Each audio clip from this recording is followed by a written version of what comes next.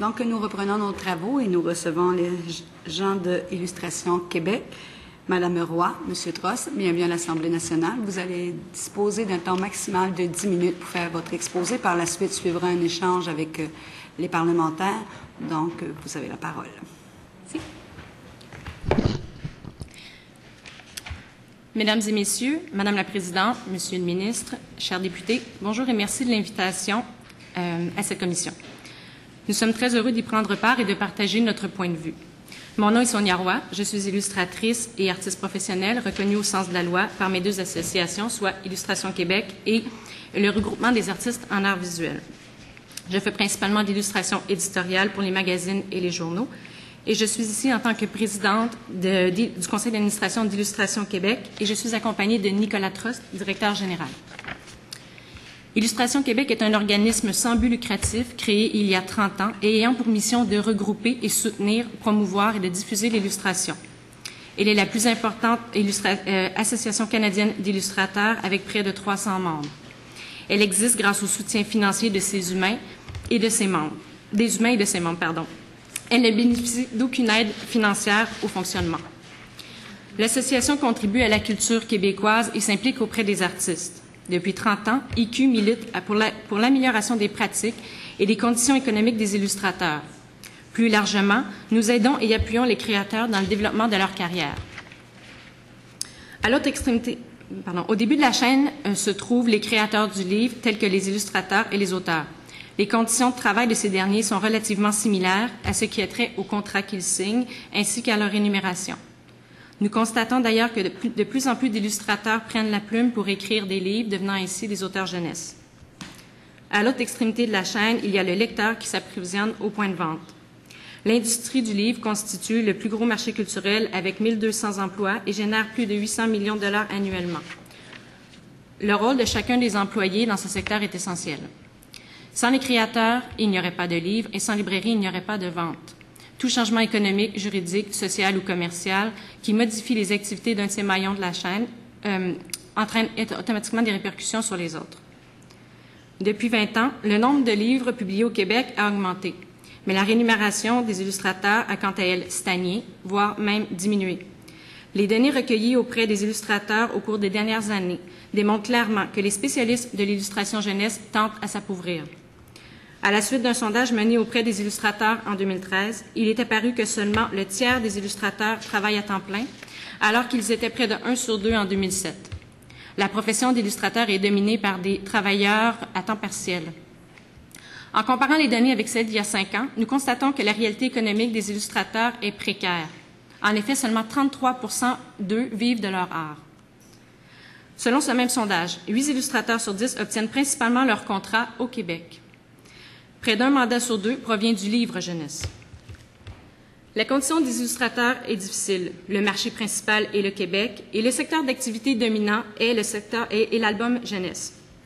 Si nous souhaitons que l'illustration continue d'exister au Québec, il est donc primordial d'aider les illustrateurs et le livre, parce que les illustrateurs sont directement dépendants du marché du livre au Québec. Leurs revenus sont directement liés au prix de vente du livre et les illustrateurs perçoivent des avances sur les redevances calculées sur le prix du livre.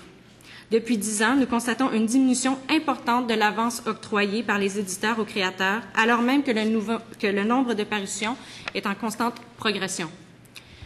Les illustrateurs perçoivent entre 1 000 et 2 500 $ pour 2 à 3 mois de travail en général.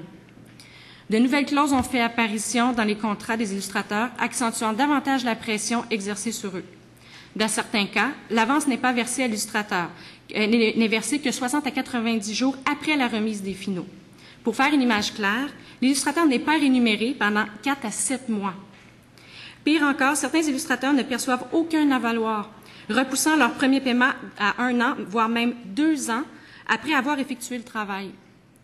À notre connaissance, peu de gens accepteraient de telles conditions de travail. Est-ce qu'un dentiste, un mécanicien, un plombier, une avocate, une coiffeuse accepteraient d'être payés 1 an après avoir donné un service? Nous ne croyons pas. Je tiens aussi à préciser à la Commission, ainsi qu'à la population, que les illustrateurs ne vivent pas de subventions. Contrairement à la croyance populaire, nous vivons de nos commandes, lorsqu'elles sont suffisantes, bien entendu. À long terme, cette situation entraînera sans doute une diminution de la qualité des œuvres produites en obligeant plusieurs artistes à se réorienter vers d'autres marchés pour vivre de leur travail, ce qui n'est pas toujours évident pour un illustrateur jeunesse au style marqué. À Illustration Québec, nous croyons que les avantages qui découleront du prix unique du livre permettront au lecteur de choisir entre plusieurs points de vente tout en profitant d'une grande diversité littéraire. Il serait triste que les petits Québécois n'aient accès qu'à des livres américains ou européens en grande surface.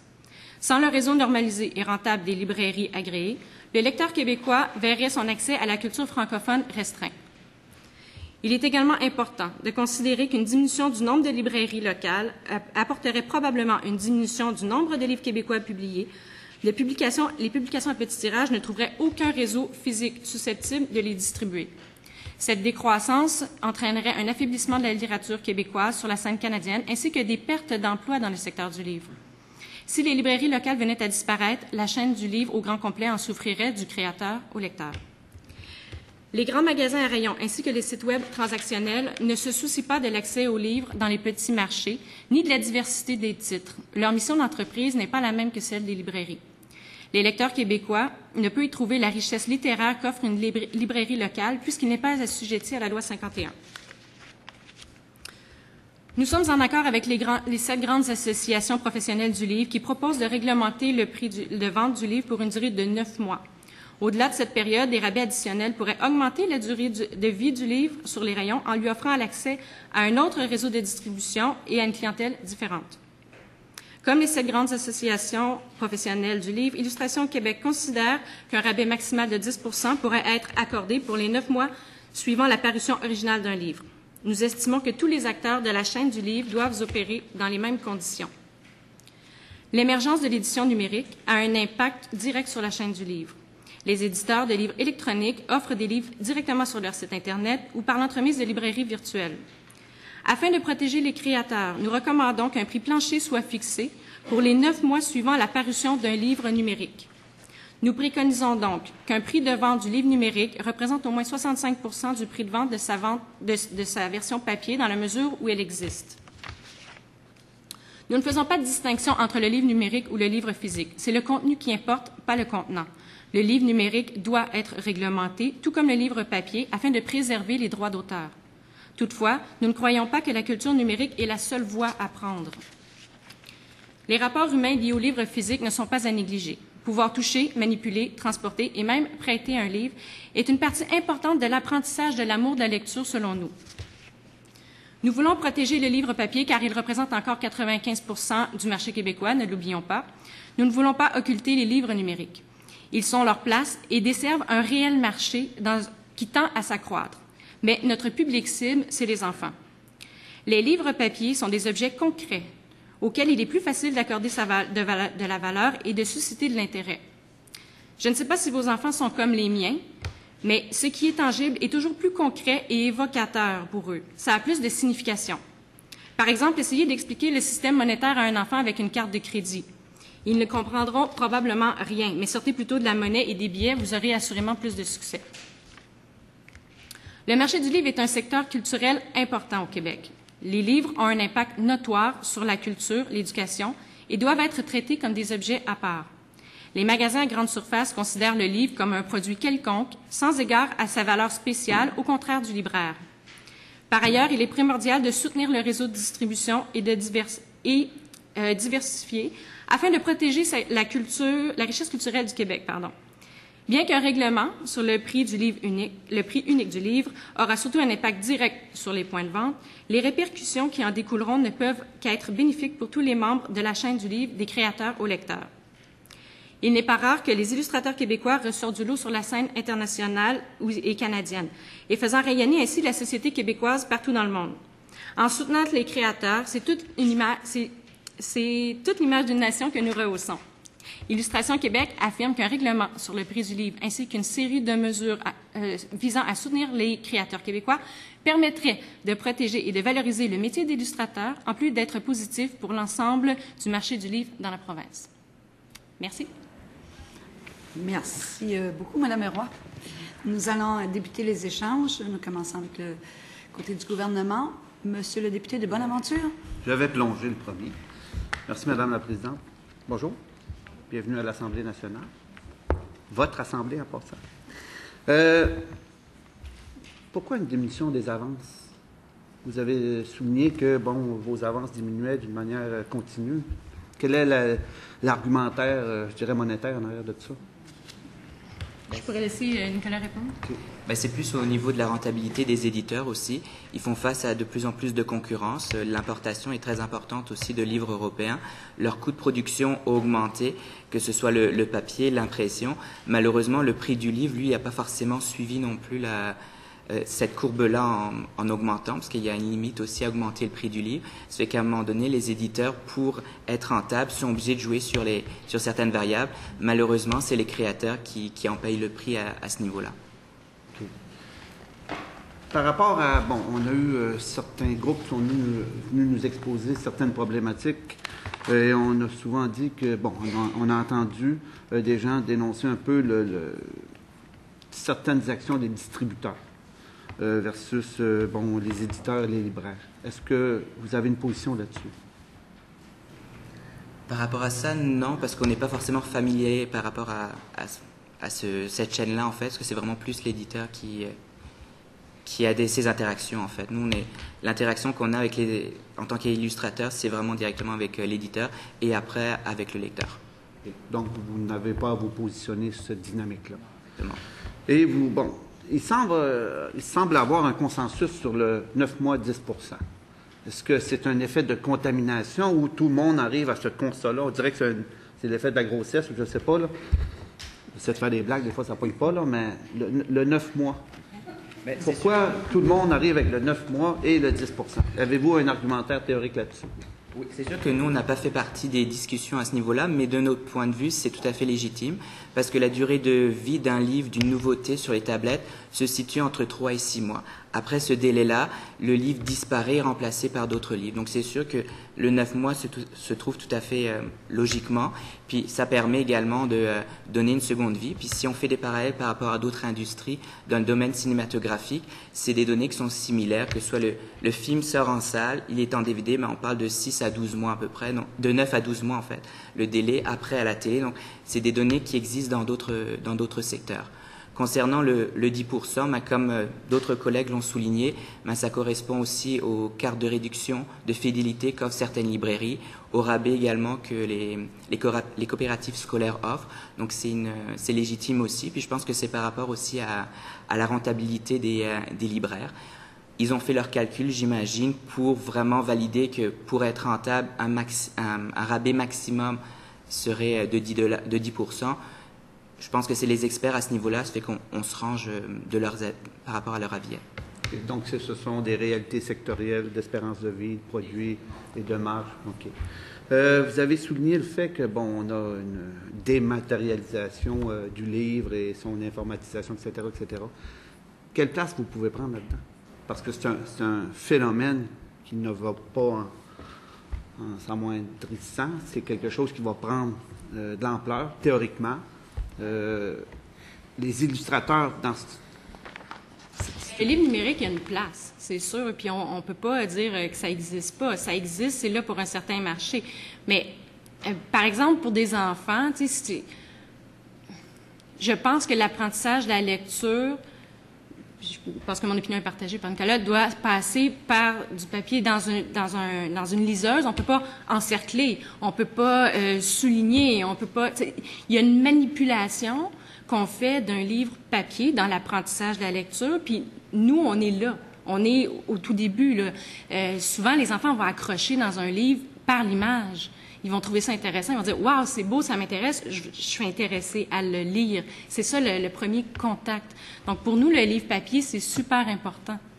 Puis, au-delà de ça, il y a une réalité aussi économique. Si tous les livres jeunesse se retrouvaient uniquement sur des tablettes, il y a beaucoup de familles qui n'auraient pas accès à ça non plus.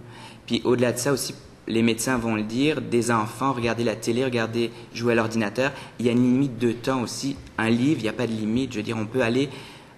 les parents vont aller lire des histoires dans le lit des enfants avec une liseuse. Si vous faites ça, l'enfant ne dormira pas.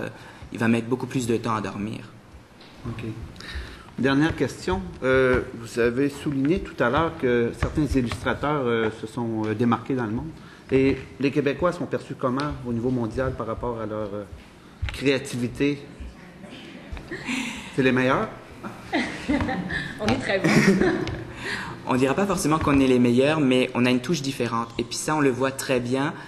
Au niveau de l'association, on a fait de la promotion en dehors de la province, en faisant des démarches en Ontario et ailleurs dans le monde. Et on s'aperçoit vraiment que le style québécois est comme le mélange entre l'Europe et l'Amérique.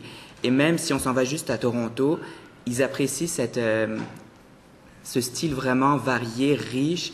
Puis c'est vraiment ça, c'est vraiment la richesse par rapport à on n'a pas forcément de données, mais si on regarde par rapport à ce qui se passe dans le reste du Canada, ben c'est au Québec où on a le plus d'illustrateurs. La production est très abondante, il y a beaucoup de styles. Donc c'est vraiment, on ressort à ce niveau-là en fait. Les livres sont souvent primés aussi. Merci beaucoup, c'est très intéressant. De Saint-Hyacinthe. Merci, Madame la Présidente. Bonjour, Madame, Monsieur. La question, ça va être au niveau de la réglementation. Si on réglemente le livre, quel sera l'impact sur votre pratique à vous, les illustrateurs? Qu'est-ce qui fait en sorte que ça pourra améliorer vos conditions ou quelque chose du genre? Parce qu'actuellement, il semble quand même que vous avez de la difficulté, ça baisse, vous semblez être stagné, on va dire, au niveau de la progression. Si le prix du livre est plus élevé, mais pour nous, on a plus de redevances. C'est comme ça. Donc, si le prix du livre est réglementé, ben ça nous assure un certain revenu de base. Puis, il faut savoir aussi que dans les grandes surfaces, qu'on parle des Costco, Target, Walmart, pour ce type de magasin, il y a des clauses spécifiques qui s'appellent les clauses club qui sont intégrées dans les contrats des illustrateurs. Et ces clauses-là ont vraiment un impact négatif sur les revenus. Elles font descendre le pourcentage de redevance et descendre le prix. Donc, doublement, l'illustrateur est pénalisé. C'est qu'en ayant un prix unique sur toutes les plateformes, ben, on espère que ces clauses-là vont tendre à disparaître aussi. C'est des clauses qui existent actuellement au niveau de la SODEC, au niveau des ententes que vous pouvez avoir avec les éditeurs, Les éditeurs, par exemple, une redevance normale pourrait être de 5 puis ben, dans les clauses club, ça peut être 3 Mais le livre, au lieu d'être vendu 15 il est vendu, je sais pas moi, 10 7 donc c'est 3 de 7 C'est une différence énorme là, pour nous. OK. Vous parliez tantôt, j'ai vu au début que vous spécialisez surtout dans le livre jeunesse. Je suis intrigué un petit peu. Pourquoi que c'est juste le livre jeunesse que les illustrateurs sont plus demandés? Pourquoi pas dans les livres pour l'histoire, les livres pour l'éducation, les livres scolaires, ou les livres même au niveau des romans, ou des niveaux... Comment on peut expliquer cette tendance-là? Ben, c'est sûr que pour les romans, ben, l'illustration va se trouver uniquement en couverture. Là, elle est directement en compétition avec la photographie et les banques d'images. Les banques d'images vont offrir des images à meilleur prix qu'une image commandée sur commande qui va correspondre au contenu. Concernant les livres scolaires, oui, il y a de la commande qui est faite, mais encore là, il n'y a aucune redevance, c'est un forfait. L'illustrateur est payé tant pour tant d'images, peu importe le nombre de copies produites. Et par rapport à ça, ben, c'est sûr que le marché est beaucoup plus restreint parce que les maisons d'édition qui sont spécialisées en scolaire vont souvent faire ce qu'on appelle du repiquage. Donc, je vais créer une image. Si elle fonctionne pour le livre de première année de français, ben, peut-être que cette image-là, je vais pouvoir la réutiliser en tant qu'éditeur pour un autre livre. Donc, l'illustrateur, ben, il ne sera pas rémunéré pour cette double utilisation. Donc, oui, c'est un marché, mais ce n'est pas forcément le marché le plus payant non plus et le plus intéressant. Dans le livre scolaire, il y a beaucoup de contraintes. Il faut respecter, le ministère fournit certaines grilles à respecter. Il y a tant de garçons, tant de filles, il y a plusieurs choses à respecter. Il y a moins de créativité pour l'illustrateur, donc moins intéressant aussi. OK. J'aimerais reste du temps, Madame? Oui, il vous reste encore du temps. OK.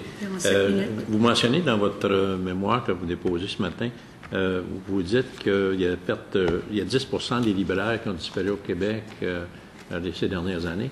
Avez-vous analysé les causes? Pourquoi ces librairies sont disparues? Selon vous, c'est quoi la cause principale et les causes secondaires, s'il y en a?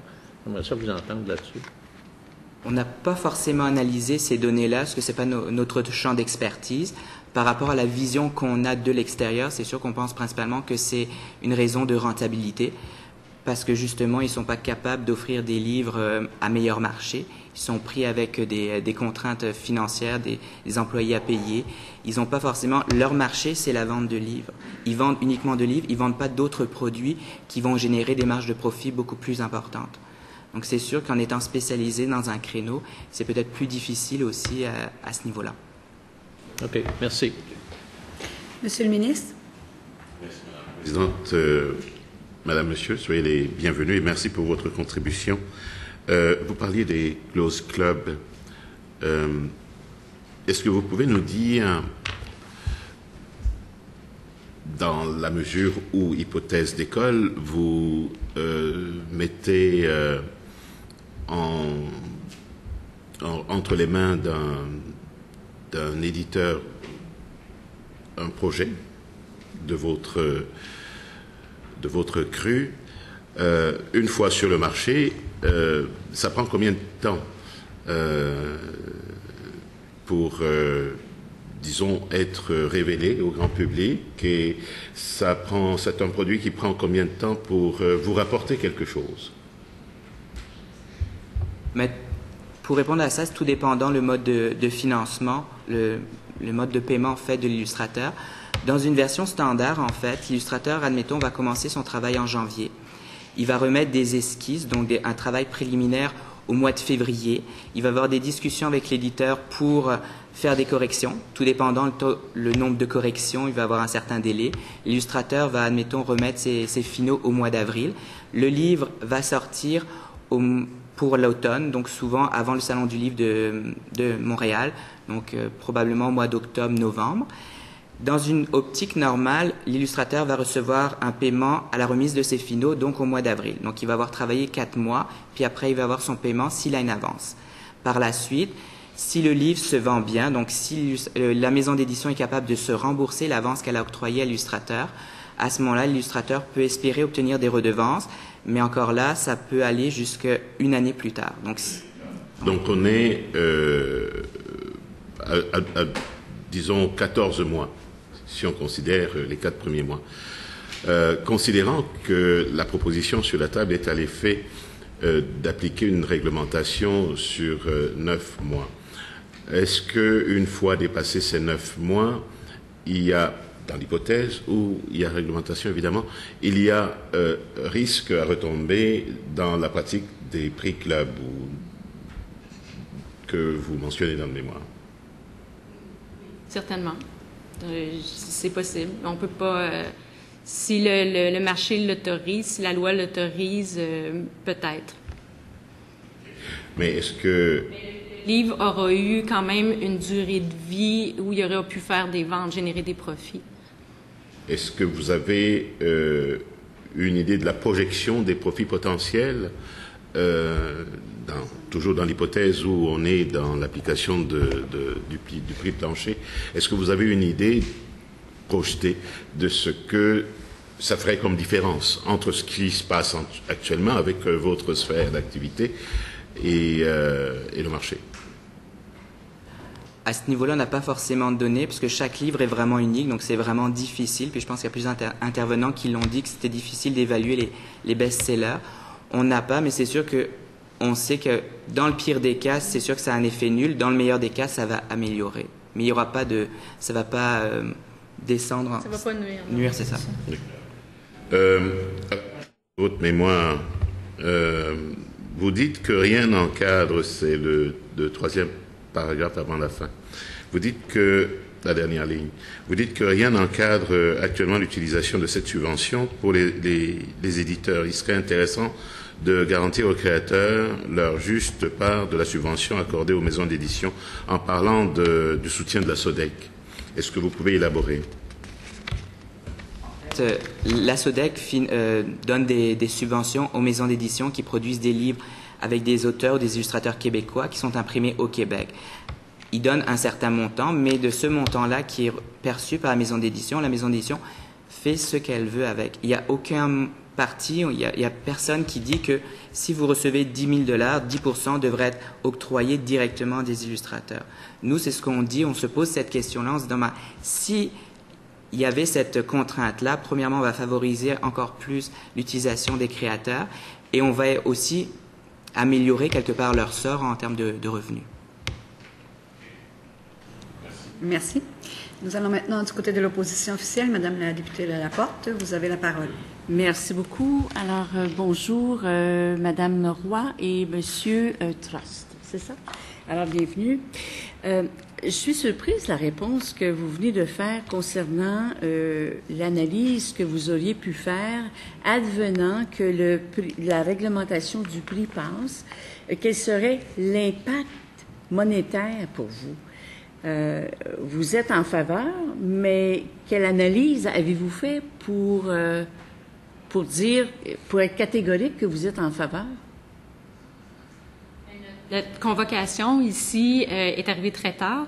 On n'a pas beaucoup de budget puisqu'on est une association qui fonctionne sur le budget. C'est les membres qui payons le fonctionnement. On a un seul employé. Fait que pour nous, produire ça, ça a été vraiment difficile. On n'a peut-être pas couvert tous les aspects, mais globalement, on pense que ça peut nous aider. J'imagine que vous allez vous y mettre. Vous allez faire l'analyse monétaire là, de l'impact que ça pourrait avoir. Bien, encore comme Nicolas disait, c'est difficile de le faire parce que on est une association, puis il y a beaucoup de contrats. Les contrats, c'est confidentiel. Il y a plein d'affaires qu'on ne sait pas exactement de chacun des illustrateurs. Nous, on représente 300 illustrateurs, mais il y en a d'autres au Québec. Fait qu'on vient parler au nom de la masse, mais il y a des données qu'on ne possède pas nécessairement.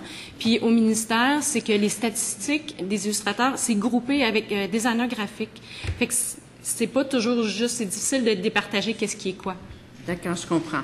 Vous venez de répondre aussi à une question que j'avais. Les 300 membres que vous avez, ce sont tous des illustrateurs. OK.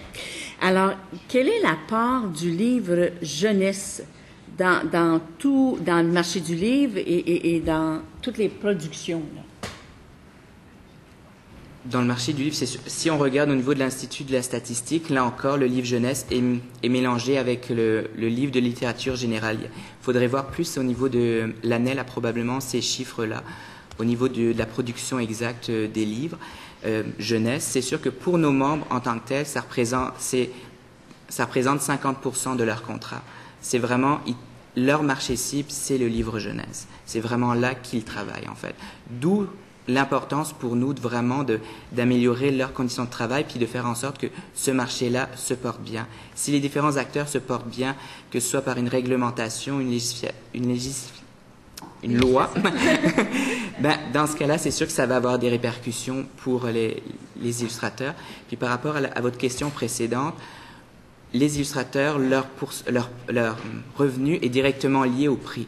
Donc pour nous, le prix est important parce que le pourcentage qui est remis aux illustrateurs est basé sur ce prix-là. Si le prix est le plus bas possible, c'est sûr que leur revenu va être plus bas aussi. OK. Et parlant de prix, dans votre mémoire, vous avez un tableau qui démontre combien vous recevez du livre, là, 70 sous, bon. Et l'éditeur vous offre une avance à l'illustrateur de 1 500 $. Alors, au départ, c'est ce que l'illustrateur va recevoir. Moyenne. C'est une moyenne, OK, oui. Pour faire son travail. Et puis là, il y a un nombre de livres qui a été fixé. Donc, si vous dépassez ce nombre de livres, vous allez être énuméré par livre. Le 1 500 $, si vous vendez moins de livres, le 1 500 $, est-ce qu'ils vous le déduisent la prochaine fois que vous allez... Non. Ah non, OK. Donc, c'est... Il vous donne en moyenne 1 500 et peu importe le nombre de livres qui sortira. C'est ça? OK, merci. Oui. Ah oui, allez-y. Le 1 500 $, si on produit un album, il y a combien de pages dans un album classique? Ça va varier entre 30 et 40 pages. Entre 30 et 40 pages. Pour un illustrateur, en moyenne, dépendamment des techniques, ça peut prendre jusqu'à une journée faire une image. Fait qu'on s'entend que ce montant-là est vraiment très, très peu pour le travail qui est fait. Puis, c'est pas beaucoup reconnu. Mais alors, ma question suivante, c'est de quelle façon la réglementation du prix va vous toucher? Parce que vous semblez, votre problème a plutôt, pour moi, là, l'air du processus, de la façon qu'on va vous rémunérer. Une avance, bon temps. Est-ce que c'est pas là, pour vous, le problème, qu'il faudrait revoir la façon de vous rémunérer? Peut-être, mais dans le système actuel, ça reste des pourcentages comme les auteurs. Puis les pourcentages, c'est le prix le plus élevé. Mais c'est sûr que s'il y a une réglementation, qu'elle maintient des librairies, à long terme, ça a une influence pour les illustrateurs. Les livres vont être accessibles à plus de personnes, donc potentiellement, il y a plus de chances d'être vendus aussi. Donc par ricochet, c'est sûr que ça a une incidence sur les illustrateurs. OK, donc vous assumez qu'avec une réglementation du prix du livre, les personnes qui vont dans les grandes chaînes, qui paient le livre meilleur marché, à rabais, vont tous se diriger vers les librairies dorénavant. Pas nécessairement, mais s'il est le même prix partout, ils vont peut-être l'acheter pareil à grande surface au prix juste. OK. Comme plusieurs collègues en ont parlé précédemment, en France, ça a eu un impact où les grands magasins ont développé des centres culturels, où ils ont développé une expertise à ce niveau-là. Donc, c'est quelque chose qui pourrait être fait par ces grandes surfaces-là. Plutôt que de dire on enlève directement les livres, on n'offre plus ce service, ils pourraient profiter de cette législation et vraiment développer un service. À ce niveau-là, il n'y aurait pas de déplacement de la clientèle. OK. Une dernière question. D'ailleurs, je voudrais reprendre celle du ministre, que je trouve qu'il a posé une excellente question, parce que j'avais la même. Alors, Monsieur le ministre, vous avez vraiment visé. C'est concernant quand vous parlez des éditeurs, là, qui ont une subvention et qui devraient être mieux encadrés. Vous voulez nous expliquer actuellement le processus? Ça se passe comment actuellement? Le processus pour obtenir une subvention? Oui, mais en fait, l'éditeur qui reçoit une subvention, vous dites qu'il faudrait mieux encadrer tout ça. Alors, expliquez-nous actuellement comment ça se passe. Premièrement, il faut faire une distinction. Il n'y a pas tous les éditeurs qui obtiennent des subventions. Il y a plusieurs types de subventions. Il y en a au fédéral, il y en a au provincial également. Actuellement, c'est vraiment l'éditeur va recevoir des subventions en fonction de plusieurs critères.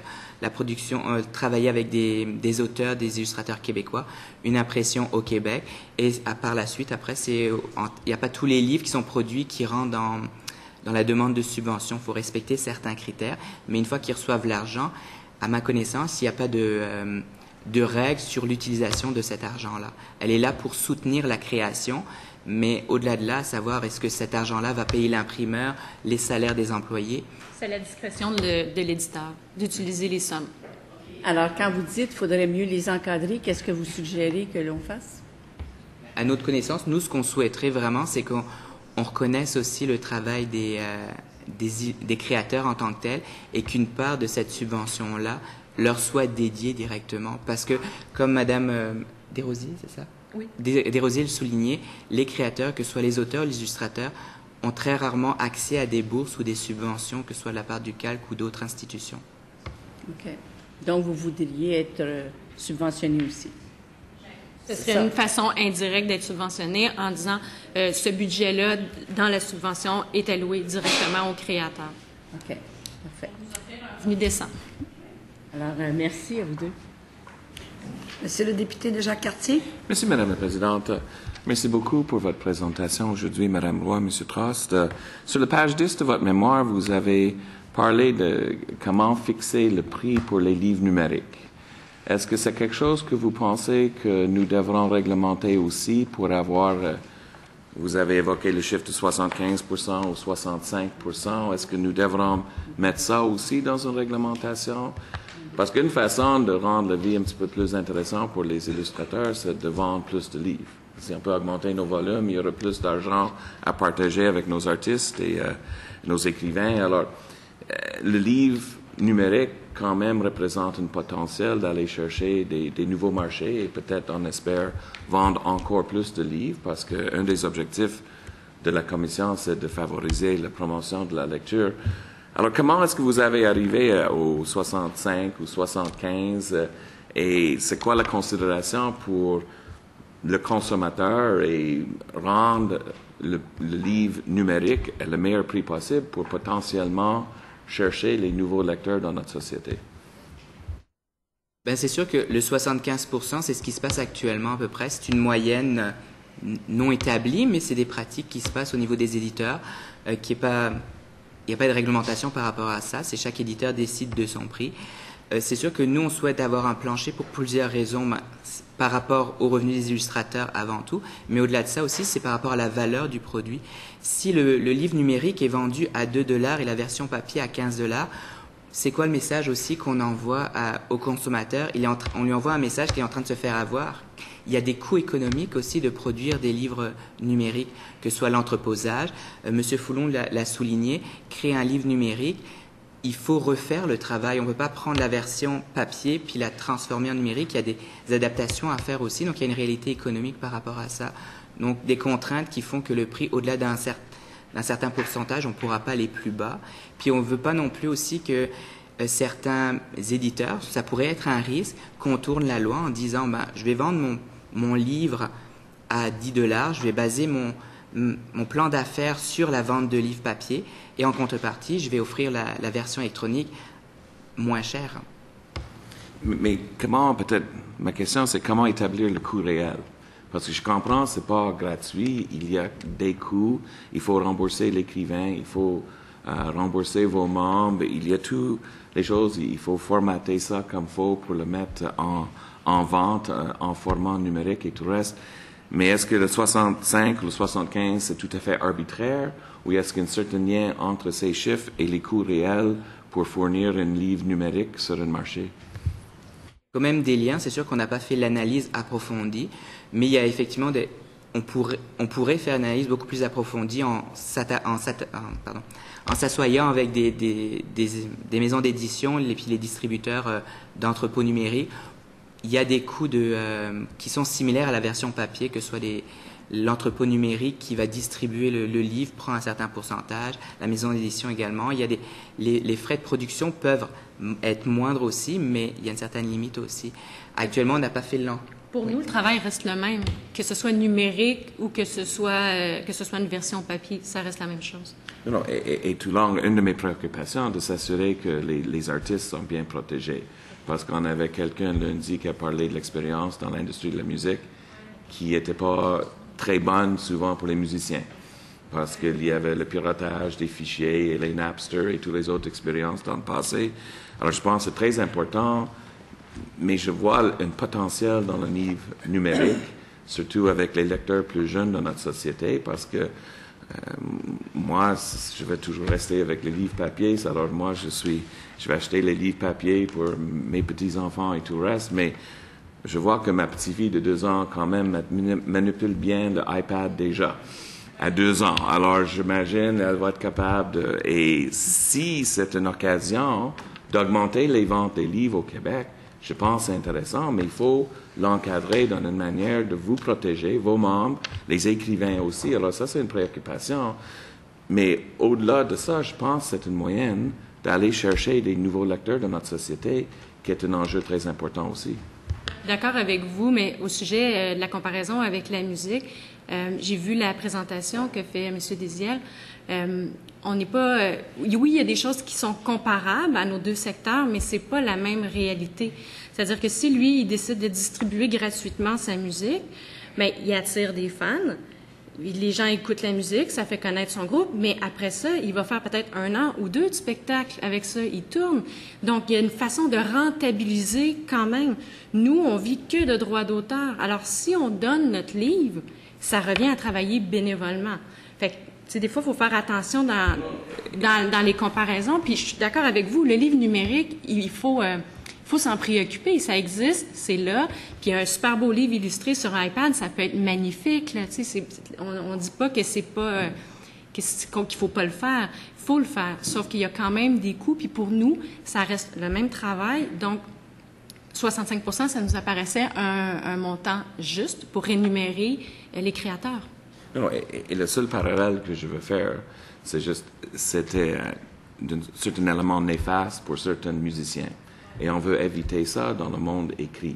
Alors, c'est le seul parallèle que je veux faire, que oui, effectivement, vos dessins et tout le reste, dans un livre papier, dans un livre numérique, vous avez fait le travail, c'est une journée à la fois, une quarantaine de pages, on voit l'ampleur pour le 1 500 $. Alors, je pense qu'on a tout intérêt de protéger vos intérêts. Alors, c'est ça le parallèle que je veux établir. Merci beaucoup, Madame la Présidente. Merci. Madame Roy, M. Trost, merci beaucoup. J'invite maintenant M. Eugène Mecky à prendre place et je vais suspendre quelques instants.